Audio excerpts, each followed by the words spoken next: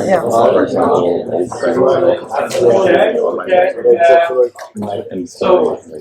how do you know that the company is performing good or badly? What would you look at? Yeah. Let's use the EBITDA. Yeah. Because I think usually you can just the earnings before interest amortization. So then you know like what after the financial performance. Then you can compare it to competitors in the market, and if they're performing better, then you think that's good. If not, they might to have other. So you're comparing one result with someone else's. Yeah. And why EBITDA? EBITDA? EBITDA. Okay. Why not net profit or? Because like depending, it doesn't matter how many interests they pay to the owners or how many taxes, because taxes always depend on what they say in the balance sheet at the end, and depends also on the companies, and so this is much more comparable as other companies. Before I talk about like interest and taxation. Okay, so you can compare numbers with your competitors. Your suggestion was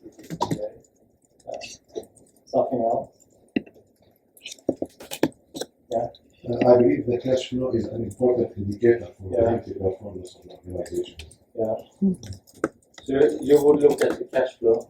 Yeah, it's very important. In addition to the profit, and also we may need to split it. We have to compare the company performance or judge it based on the internal financial statement, and we have to look to the external situation, because sometimes if you are making a profit of 0.1% while it's a crisis, we can say that the company is performing well, they are surviving. But if you look inside, you have to consider how it's going on internally. And I think that type of like understanding you get by comparing with other firms. I mean, if other firms, if your performance is really bad, and if your competitors' performance are really bad as well at the same time, you get the understanding of the situation that it's not only us that don't have bad performance, it's something on the market. The demand or some sort things about the supply or something like that. That's why okay. So that is what you would do? Yeah. I have to do the first, and you have to look at the company's strategy to determine if it's okay that they're performing badly in the market. Right? Yeah. For example, they have low pricing because one of our competitors start. But they have some years where they have better around, but maybe it's the strategy. I agree. It's a good point, and it's more related to the strategy. It's the same thing with these digital firms that basically does not have that big revenues initially. They are doing that to create markets and users and stuff like that. But if we take more mature firms, I mean, you can do a lot of things, of course. I mean, EBITDA is one thing, but what that actually tells us, I think, things that are in the income statement, which is the case here, which net profit, the revenues, costs, and things like that. I mean, it's only numbers for 1 year, but what that actually tells us is that it gives like directions and trends in profitability. So in the one case, you could see that the revenues were going down. For example, the net profit was going down. So if you look at the numbers for 1 year in the income statement, that actually tells us about the direction of the revenues and profits and stuff like that. But there are other things to use except for numbers in the income statement. So what you could do is to look at the balance sheet, because the income statement is just for 1 year, but if you look at the balance sheet, that's historical data. So if you look, for example, at the return on total assets, so not something that are for just 1 year. Assets and equity and stuff like that, that's things that are accumulated over the years. Okay. So if you add on some assets for like 2012 in the world case, then you actually add that on the total assets that they accumulated the years before that. So that's more something in relation to understand the efficiency of the firm. Okay? So the return on assets, return on equity, they are efficiency measures because they are accumulated data. While now in the income statement is just in order to understand the direction. But also, yeah, you want to say Yeah, just part of the strategy also we have the marketing metrics. I mean, sometimes even though if you look to the financial statements, it's not very satisfying. But maybe if you are, let's say, adopting a penetration strategy for this year to grow, so you may need to look to the market share or customer satisfaction. Now you compromise that you want to increase your customer base, but next year you are expecting to increase your revenue. So it's an integrated, let's say, yeah, sure, of course. And of course it's integrated, but I think that the things in the balance sheet and income statement says something about whether the past strategy or the current strategy is successful. Okay? Because if you suddenly are losing market share or revenues and profits, it doesn't actually tell you something that okay, things might not be that okay in terms of the strategy that are currently being adopted. And that they might have to do something against the situation. And then of course there are different types of strategies that can tell us whether the performance is at okay. Go around more. Okay. I will go up and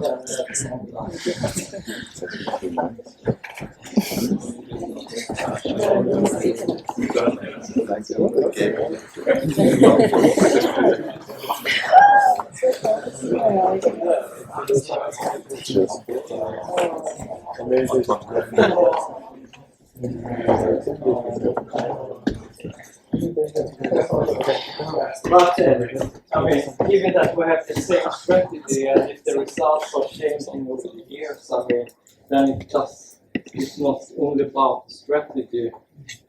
Then it might be something that the strategy is wrong, given that we have had the same strategy over the years. But what you could do as well is that, and I think you said that, I mean, one very common way of actually understanding whether you perform good or badly is to actually compare with your peers or competitors. Gosh, I have to train.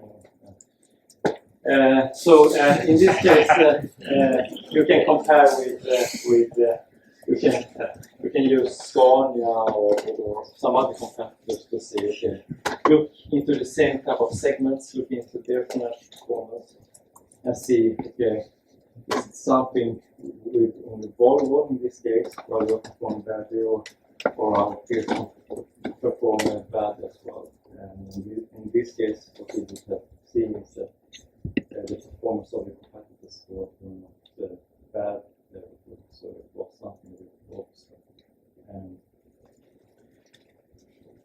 And how do you find the reasons of the top 4 or good performance? What do you do to find the sources of the bad or good profitability? Yeah. You can break it down to revenues. Yeah. Yeah, exactly. I mean, and sometimes it's very simple. I mean, we don't sell enough trucks, so we don't sell enough products, or the costs are become very high and stuff like that. And as you said, you can break it down. One quite effective way is to look at the return on capital employed, which is basically the same thing as return on assets. You can try. Because when you compare return on capital employed or return on assets, you get an understanding about the operational efficiency of the different firms. And in this case, it's a comparison of UPS and FedEx. return on capital employed or return on assets can be broken down to return on sales and sales to capital employed. If you multiply them, you get the same results. Okay? So it's just a model, which I took from the book. And what you can see is that, okay, then you can dig into numbers to see, okay, what are the discrepancies between these type of firms. What you will find out that, okay, UPS have much higher labor costs through sales. UPS has, on the other hand, much lower fuel costs than FedEx, and also lower maintenance costs. So the sales through capital employed, they are very similar. Okay? In terms of the efficiency of the firms, they are very similar. But the return on sales are very different. Yeah. But of course, one company is doing more air freight than the others. Of course, the that's correct. But I think that that actually explains something, and I think that what this case and what we can try to understand here is that they have different strategies. FedEx have one day delivery, and therefore you need the airplanes. While UPS have more ground services, and what you will find out is that the ground services are more profitable than airplanes. during that time, yeah. Like During that time.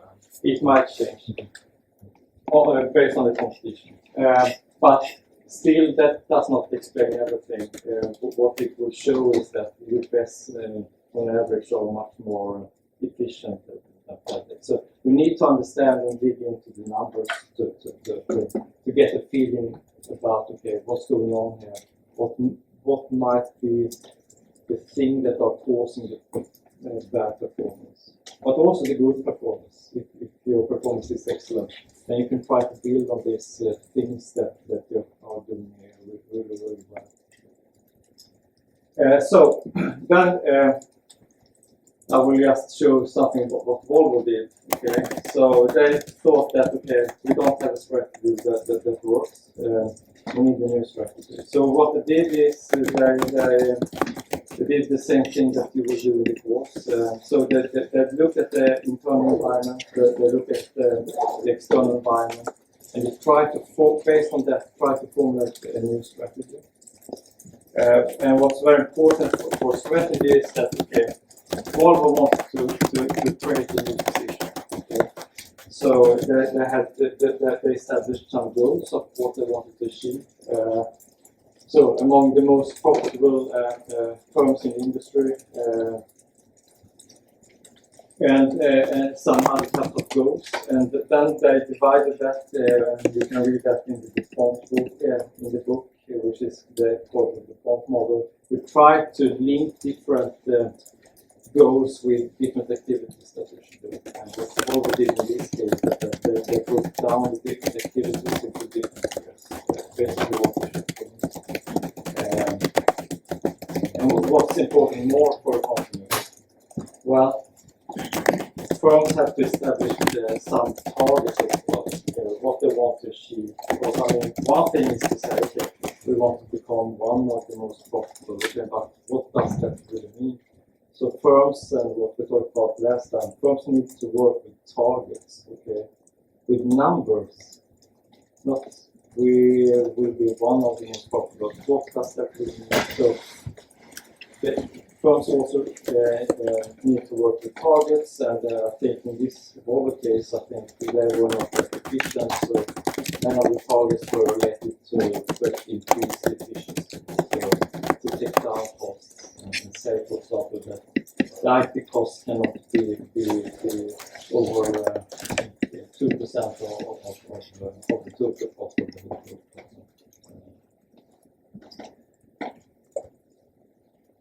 And one thing that is important that we have talked about today is that all this type of accounting data. So if you look at accounting data, if you look at income statements, the balance sheet and so on, what that actually tells us is the success of the past strategies. It doesn't tell us anything about the future. So it's about the current strategy that we have had, but performance targets, they are not based on the history. They are based on something that we want to achieve. Okay? So if we implement a new strategy, performance targets, they are the requirements for the strategies that we are currently being okay? So one is forward-looking, another one is backward-looking. And it's the same thing with the stock price of a firm, for example. That's always forward-looking. It's not based on, of course it's based on the history, but it's based on what people think that the firm will perform in the future. So there are a number of areas where profit performance and the strategy analysis goes hand in hand. So the thing that the method that you will use in your projects is that first of course, I mean, you need to identify the current strategy.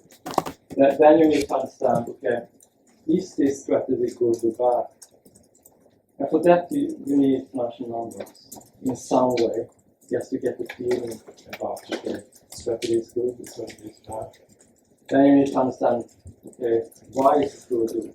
Why is it bad? And for that, you can also use financial numbers, okay? Or using comparisons with peers and so on. When you understand how the performance is, what the problems are, then the firm might need a new strategy. And in order to formulate a new strategy, and that is what this course is about, basically, is that you need to analyze the industry that you are competing in, so the external environment. You need to understand what the current situation of the firm, what's your competitive advantage, or what's your resources and skills that you can draw on that might be successful in the future. And based on what the problems are, based on the external environment, and based on the internal environment, based on that you formulate a new strategy. Okay? But we will talk about that later on in the course. This is just a rough framework that we can use and how we can think about that information. So that was a lot, but I wanted to introduce that, okay, we cannot only work with like strategy and strategy analysis without any link to some type of performance. Okay? And the strategy is sometimes or very often about the details. I mean, if we want to understand the performance, if we want to formulate new strategies, we really need to look into the details of the and to formulate good strategies. So I think we have 30 seconds. So if this would be the exam day, and I would pose the question, okay, business strategy is primarily a quest for attractive markets, profits, or superior technology. What would your answer be?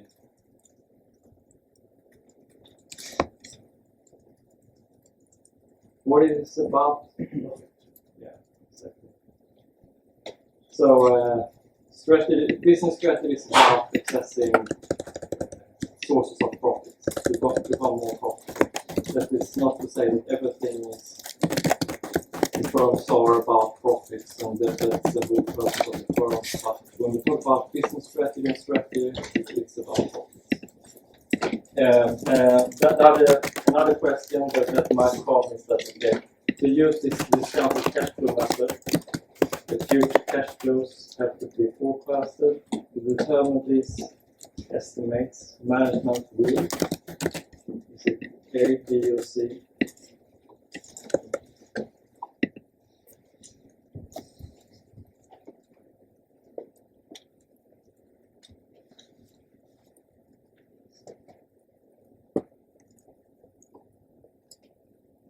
It's quite easy. You should know it. You say A? Yeah. Do you agree? Yeah, it's A. So good. So you will just take some. So On Wednesday, we will talk about Martin will talk about industry analysis. So the profitability level of different type of industries and how we can handle that. So welcome back.